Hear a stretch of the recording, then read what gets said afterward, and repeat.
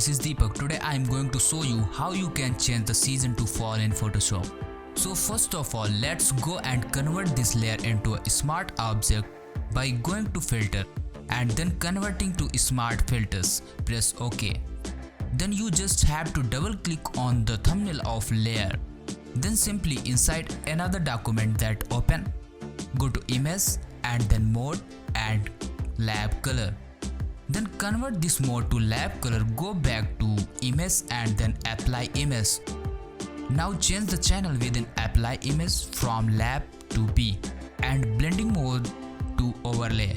As you can see, the season has changed dramatically.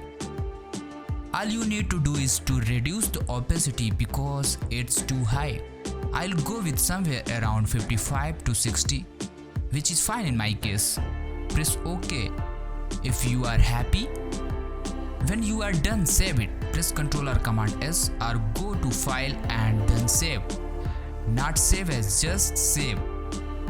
Once you have saved that, simply close the document. Go to Image and then Mode. Look at this, it's still on RGB instead of lab, and there you have. So how to change the season in Photoshop very quickly? Thanks.